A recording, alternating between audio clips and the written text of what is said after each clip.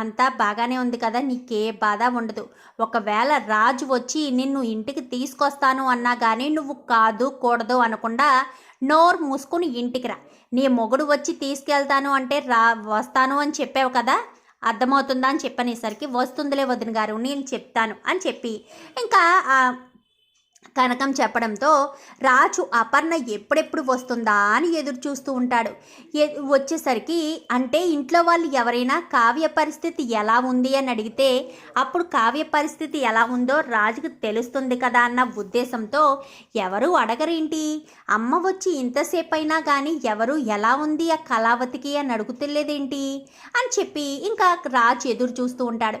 ఎందుకంటే రాజు అలా అడిగితే తెలుసుకుందామన్న విషయం ముందే అపర్ణకు తెలుసు కాబట్టి ఇందిరాదేవికి ఇంకా అందరికీ కూడా కావ్య ఫోటో పెట్టేసి నన్నెవరు కుశల ప్రశ్నలు అడగొద్దు అని చెప్పి పెట్టేస్తుంది.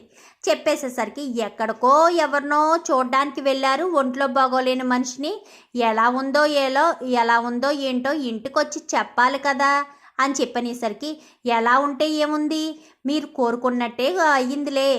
ఏ చేతులతో అయితే డిజైన్స్ వేసిందని తెగ బాధపడిపోయావో ఆ చేతులే పని చేయకుండా పోయాయి అని చెప్పనేసరికి ఒక్కసారిగా రాజు షాక్ అవుతాడు. రాజు అలా అడిగేసరికి రుద్రాని షాక్ అవుతుంది. ఇంకా రాజు గబగబా బయటకు వచ్చేస్తాడు.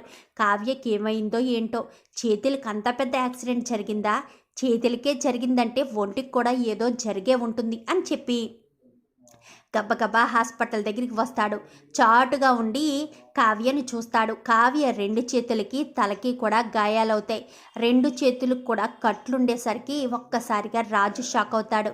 వెంటనే డాక్టర్ దగ్గరికి వెళ్తాడు. డాక్టర్ అనగానే చెప్పండి మీరు ఎవరి పేషెంట్ కోసం అడగడానికి వచ్చారు అనగానే ఆ పక్క ప్లేస్లో ఉంది కదా కళావతి అనగానే కళావతియా, కళావతి పేరు మీద ఎవరు జాయిన్ అవ్వలేదండి, సారీ కావ్య అని చెప్పనేసరికి మీరు అని చెప్పనగానే రాజు అని చెప్పి స్వరాజ్ గ్రూప్ ఆఫ్ కంపెనీ అనగానే ఇంకా అపర్ణ చెప్పింది జ్ఞాపకం వస్తుంది. ఓ మీరు ఆవిడ హస్బెండ్ కదా అని చెప్పాను కానీ ఎస్ అవును అని చెప్పనేసరికి ఆవిడ పరిస్థితి ఎలా ఉంది, చేతులకు బాగానే ఉంది కదా, మీరు ఏం చేస్తారో తెలీదు, ఎంత డబ్బు ఖర్చు అయినా పర్వాలేదు, మా చేతులు మాత్రం నార్మల్గా పని చెయ్యాలి అని చెప్పాను కానీ అబ్బెబ్బే కష్టమండి, చేతులకే కాదు మనసుకు కూడా చాలా పెద్ద గాయమైనట్టుంది.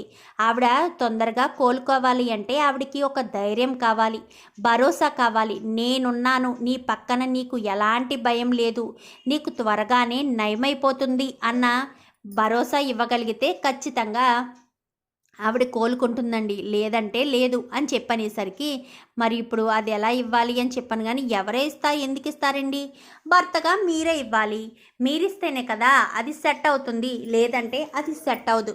ఎప్పటికైనా మీరు మీ భార్యని తోడుగా ఉండి చూసుకోవాలి కదా అని చెప్పనేసరికి అంటే మందుల వల్ల నయం అవ్వదు అంటారా అని చెప్పాను కానీ మందుల వల్ల అయితే నయమయ్యే అవకాశం అయితే ఉందండి, కానీ అది ఒక 30% మాత్రమే, మిగిలిన 70% తను స్ట్రాంగ్గా ఉండాలి, ధైర్యంగా ఉండాలి, మనోసంకల్పం కలిగి ఉండాలి అని చెప్పనేసరికి సరేనని ఇంకా రాజ్ అయితే నిర్ణయం తీసేసుకుంటాడు. కళావతిని ఇలా ఒంటరిగా వదిలి నేను అక్కడ ఆఫీస్ పనుల మీద దృష్టి పెట్టలేను, కళావతిని తీసుకువెళ్ళిపోతాను అని చెప్పి ఇంకా రాజు గబగబా వచ్చేసి అత్తయ్య కావ్య కళావతిని నేను ఇంటికి తీసుకెళ్తున్నానని చెప్పనేసరికి ఇంకా కనకం కానీ కృష్ణమూర్తి కానీ ఏం మాట్లాడరు, కావ్య కూడా ఏం మాట్లాడకుండా సైలెంట్గా ఇంకా రా కావ్య అని చెప్పనేసరికి డిశ్చార్జ్ చేయలేదనుకుంటా అల్లుడు గారు అనగానే నేను డాక్టర్తో మాట్లాడాను తీసుకువెళ్ళమన్నారు అని చెప్పనేసరికి కావ్యను చేయి పట్టుకుందామంటే చేయి పట్టుకోవడానికి లేదని ఇంకా కావ్యను భుజం మీద చేతులు వేసుకుని మరీ రాజు తీసుకువెళ్ళిపోవడంతో ఇంటి దగ్గర కారు ఆగేసరికి ఆల్రెడీ కనకం ముందే ఫోన్ చేసి చెప్పడంతో ఇంకా రాజు రావడంతో రాజు ఒక్క నిమిషం, కావ్యను హాస్పిటల్ నుంచి తీసుకొచ్చావు కదా, హారతిస్తాను అని చెప్పి స్వప్న గబగబా వెళ్ళి హారతి తీసుకొచ్చి కావ్య రాజుకి ఇద్దరికి హారతి ఇచ్చి లోపలికి తీసుకొస్తుంది. రుద్రాని రాహుల్ అలా చూస్తూ ఉండిపోతాడు.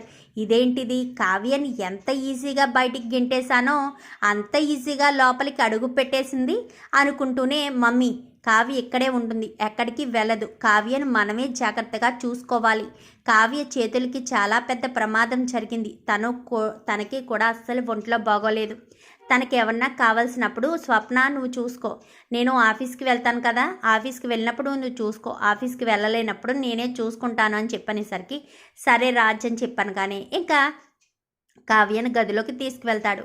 గదిలోకి తీసుకువెళ్ళిన తర్వాత ఇంకా గదిలోనే రాజు కావ్యకు సేవలు చేస్తూ ఉంటాడు. కావాల్సినవన్నీ కూడా రూమ్కి తీసుకువెళ్ళి ఇస్తూ ఉంటాడు.